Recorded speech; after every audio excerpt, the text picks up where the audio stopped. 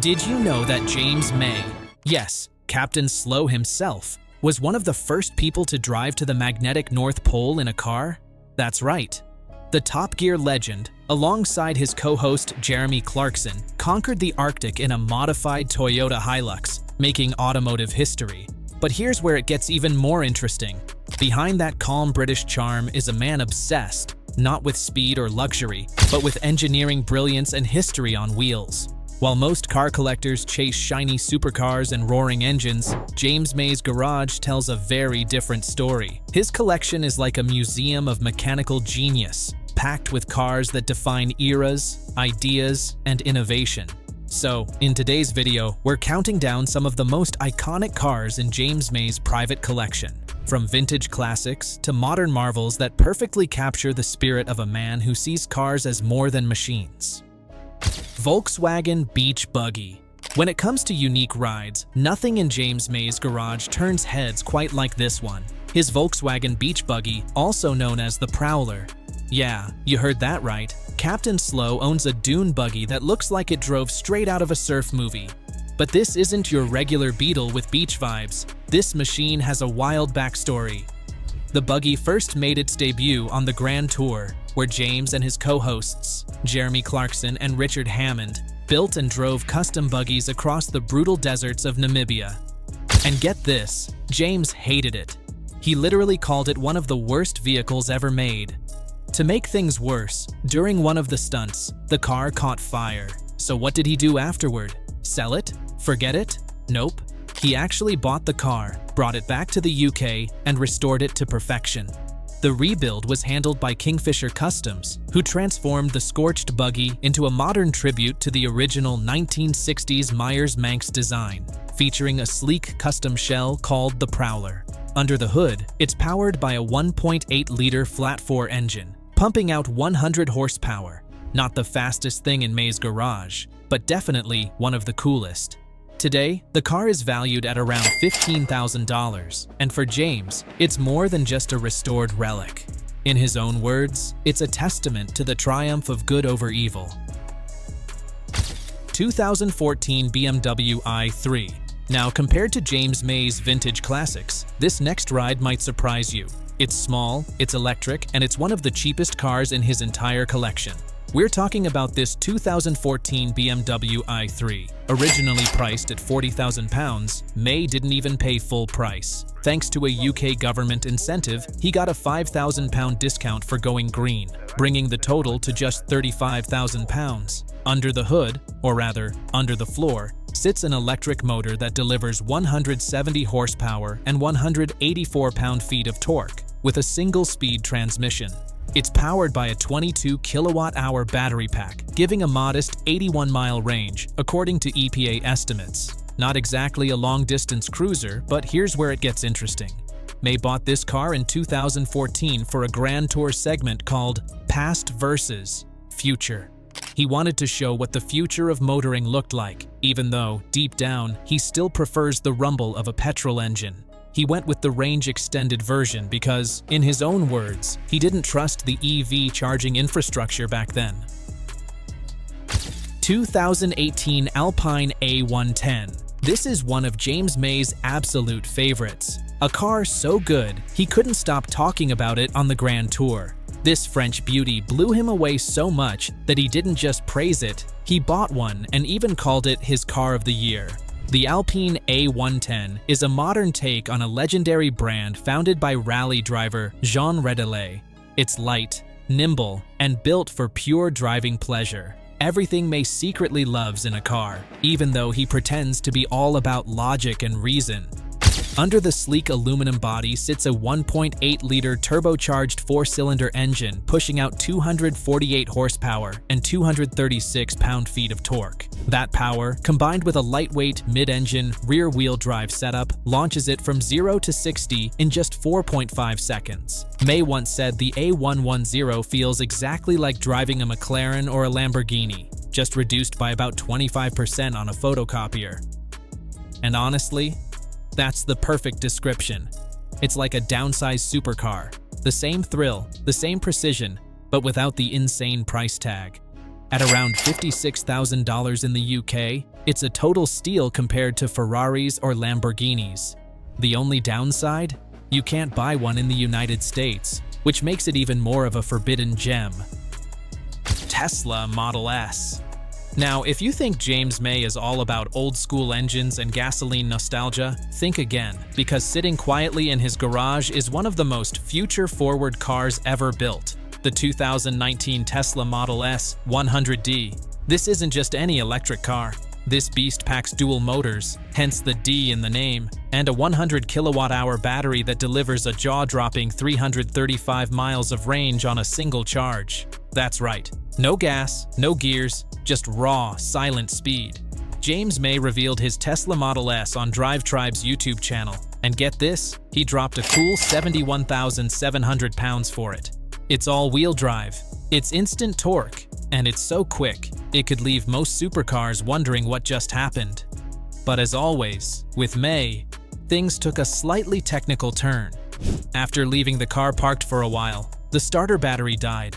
Not the big one, but the smaller 12-volt system that powers all the electronics. Turns out, when the main battery is fully charged, it cuts off the smaller one. And if you're not driving regularly, it drains. Despite the hiccup, May praised the Tesla's range, handling, and performance, but couldn't hide his dislike for the oversized central screen and minimal design. 2015 Ferrari 458. Now this is the crown jewel of James May's entire garage, the 2015 Ferrari 458 Speciale. It's not just rare, it's legendary. You see, this car has a backstory that's pure Ferrari magic. When it was unveiled at the 2013 Frankfurt Motor Show, the world went crazy for it. Collectors rushed to place their orders, and before long, the order books were slammed shut. But James May wasn't ready to walk away, so he did something that only James May could do. He picked up the phone and called the Ferrari factory himself, and somehow, he convinced them to build one more. Yes, one final unit.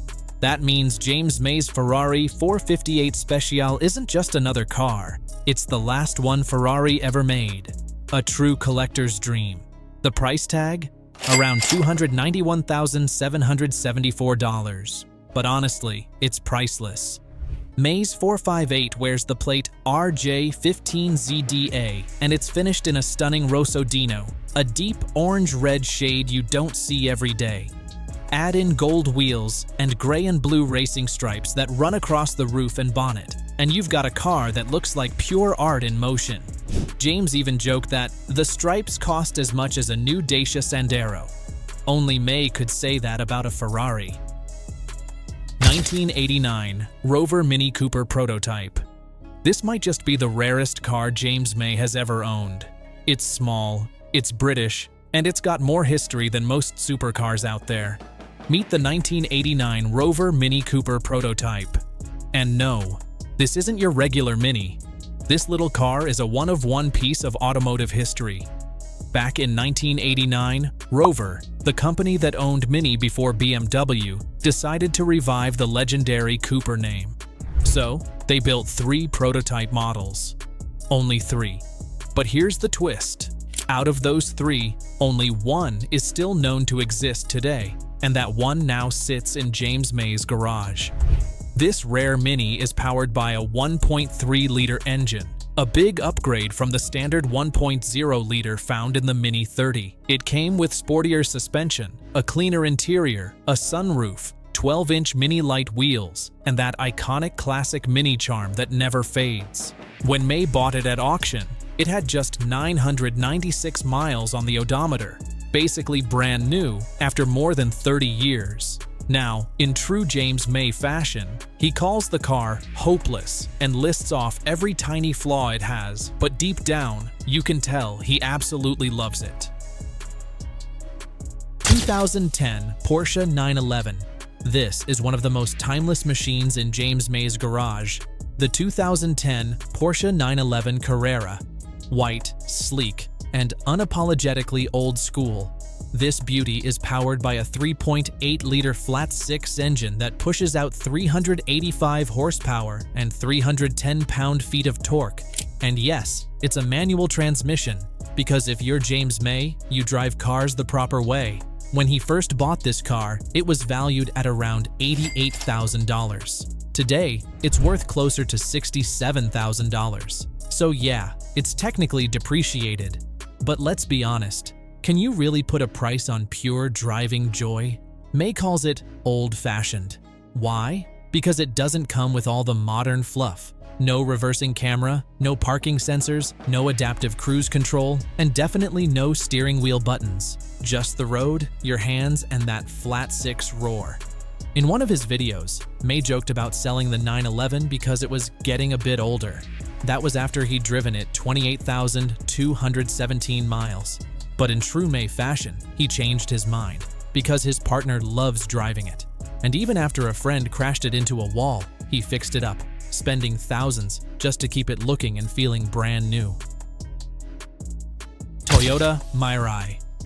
James May isn't just a car collector, he's a man on a mission to explore what comes next. And that's exactly what led him to not one, but two Toyota Mirais, hydrogen-powered machines that represents a whole new chapter in motoring. May has always been a big supporter of hydrogen fuel cell technology. He's called it the future of clean driving, and even said it could be better than battery-powered EVs. On his YouTube channel Drive Tribe, he's shown both the promise and the problems of owning a hydrogen car in the UK. His first Mirai, the first-generation model, joined his garage in late 2019, and he loved it. It was quiet, smooth, and futuristic, a peaceful driving experience that felt ahead of its time. But soon, reality hit. Because as futuristic as the car was, the UK wasn't ready for it. Hydrogen refueling stations were almost impossible to find. May described it as extreme brinksmanship, driving around, not sure if you could even refuel when you needed to. And eventually, that frustration forced him to sell it in early 2021. Fiat Panda. You might not believe it, but James previously owned a 2005 Fiat Panda, and more surprisingly, he drove the car as his daily drive. A 2005 black Fiat Panda, and he absolutely loved it. From 2005 to 2014, this little car became a Top Gear legend, a cult classic that fans still talk about today. Why?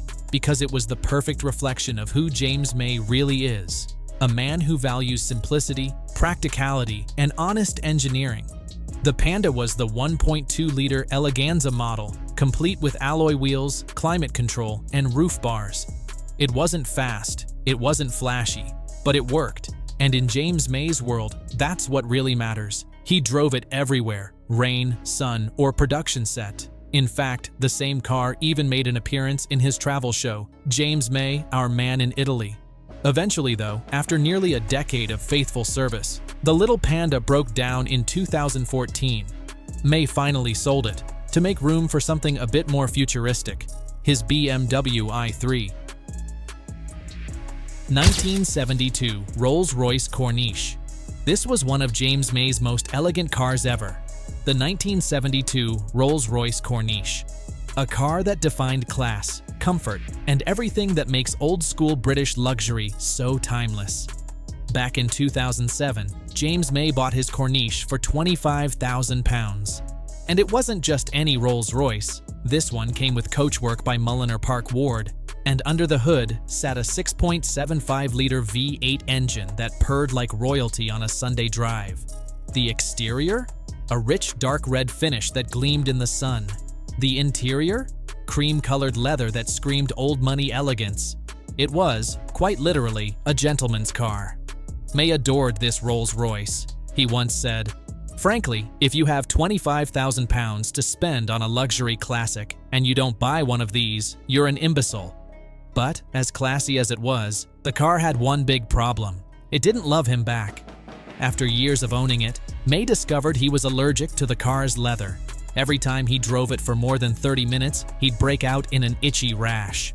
So, in 2017, after a full decade of ownership, he decided to part ways with his beloved Rolls-Royce. It went under the hammer at a Bonhams auction and sold for £41,400, about $50,000. Even though it's no longer in his garage, the 1972 Rolls-Royce Corniche remains one of James May's most iconic rides, a car that perfectly blends luxury, history, and just a little bit of itchy irony.